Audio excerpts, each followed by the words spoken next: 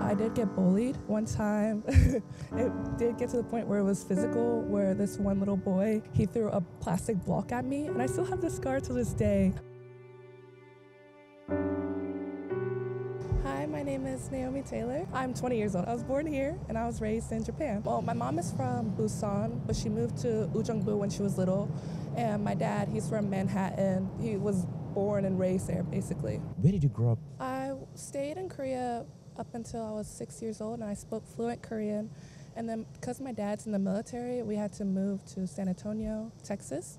And then we stayed there for a couple months, and I was adjusting to English. I was speaking broken English at the time.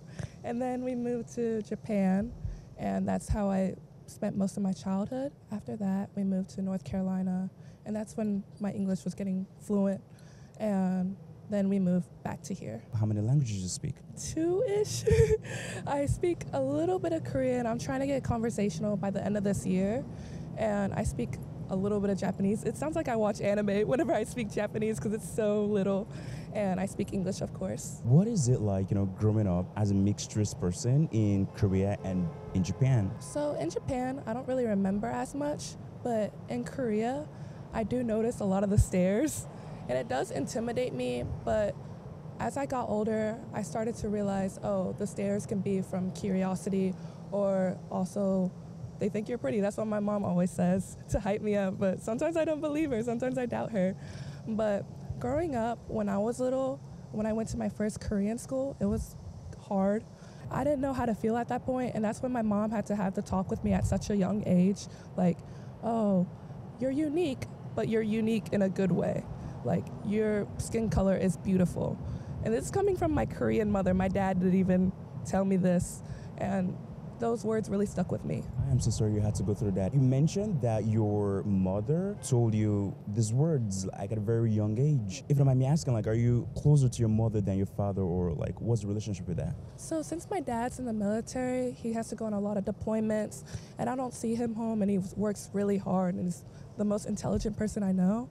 So I come to him whenever I need help on schoolwork or whenever I just want to have a nice conversation. He's a man with little words, so he basically talks in quotes.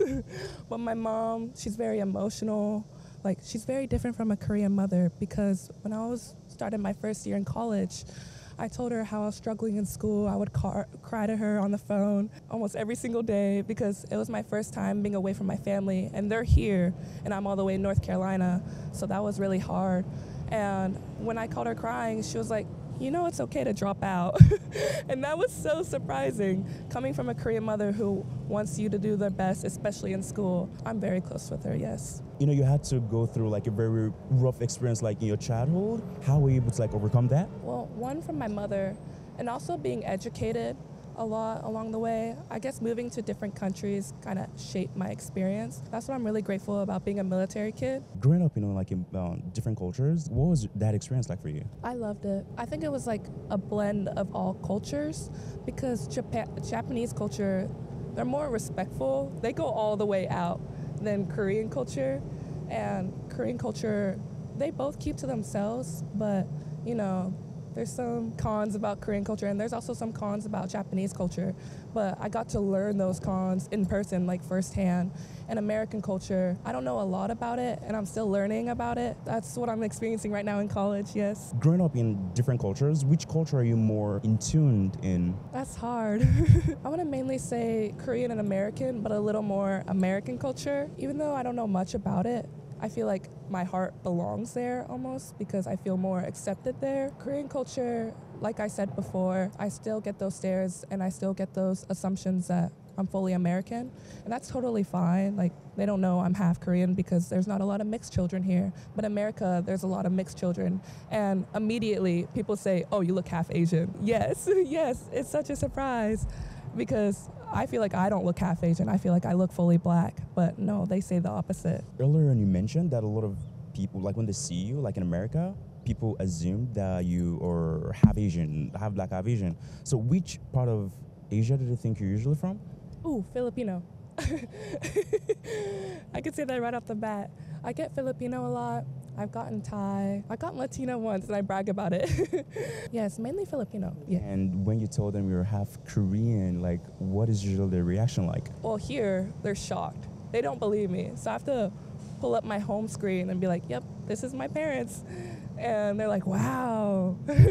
And in America, they're like, oh, wow, I didn't know that. Growing up in the military base like in Korea, what was that like for you? So I feel like it's two different worlds because the military base that I'm stationed at, it kind of feels like it's America because we have all American stores. Like you can get like American brands at like this one store called the PX, it's called the Exchange. And you can get like American food, like they have chains like Subway, Burger King, Popeyes. It basically feels like America, but when you step outside the base, it's like a whole different world. That's how it felt when I lived in Japan because I didn't really step out of the base as much because I was such a little kid at the time. When I stepped out the base with my friends, you just get Japan right away. You get all these restaurants, you get all this convenience stores. It just feels like it just explodes in your face. Are you treated as a foreigner in Korea? Oh, yes. Yes, definitely. And I don't mind it, actually, because like I said before, my Korean is so broken. So when they speak English to me, it's a compliment. But sometimes it does disappoint me because I have this insecurity, like how do I look more Korean? How do I present myself as more Korean? Because I appreciate both sides of my culture. I appreciate my Black side. I appreciate my Korean side. It's an insecurity that I have to overcome. And have you been met with the question, you're not black enough, type of comments in America? I think it's the other way around. I never got that told to me, but I feel like when I try to enter in the Asian communities, especially like the Korean communities, I feel like I'm not Korean enough. First of all, I don't speak the language very well. Like my mom tells me I sound like a baby whenever I speak Korean. That kind of stops me from being within my culture. For being black enough, I'm actually in a black campus ministry at my school, so I feel more accepted as being black. 본인이 자기소개 간단하게 부탁드려도 될까요? 안녕하세요. 저는 나오미입니다. So can you introduce yourself in Japanese? Watashi wa Naomi. It's so bad. Do you ever get tired of the question, where you're from, or like, what are you, whenever you meet a new person? I get mainly where I'm from, especially in America. I feel like that's a normal question, like on the first day of school, like, oh, hey, where you from? And when I say Korea, they're like, oh. Sometimes they're uneducated and they're like, North or South? And I'm just like, South Korea. In the future, do you see yourself settling down in Korea? My friend actually asked that a couple of weeks ago. Shout out to Alyssa. She asked me if I marry someone who's Korean and they want to stay in Korea, would I want our child to be raised in Korea? And I say it depends. I'd have to talk to my partner at the time about it. Personally, I don't think I would. If I have the money, I would send them to an international school. Like, I want them to be in a diverse environment and to be accepted. America's not any better than Korea. Like, let's be honest. It's like a 50-50 chance. Earlier, you mentioned that America's like not any better. How so? I feel like there's still comments and targets, especially on social media. There's a lot of targets towards African Americans. You get racism anywhere. America, it's a little better. Like there's diversity there, and there's people who are willing to accept who you are, and they treat you like a human being. I'm not saying Korea doesn't treat you like a human being, but sometimes you get those stares that kind of make you feel belittled. Are you accepted as a Korean, like in the Korean culture? I haven't met a lot of Korean people to get that acceptance, but when I tell someone, like a taxi driver, when I tell someone like at the club, sorry, Mom, that I am half Korean, they still speak to me in English. They still treat me like I'm a foreigner, or they try to speak to me in Korean, and I like answer back in both Korean and English. I feel like I'm still treated as a foreigner, which is fine. How is the Japanese culture different from, Korea? They're very alike, but they're very different at the same time. Like when you go in the subways, everybody's quiet. Like you cannot make a peep.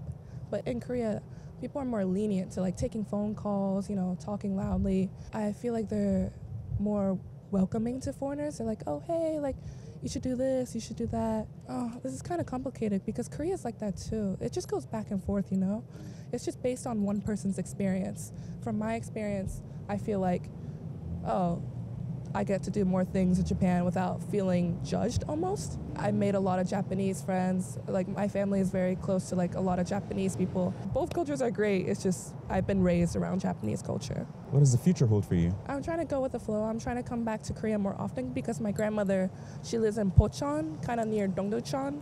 So I want to visit her more often, and I want to be able to speak Korean fluently, hopefully by December, because I need the credit for my class. Well, thank you for your time today. Thank you so much.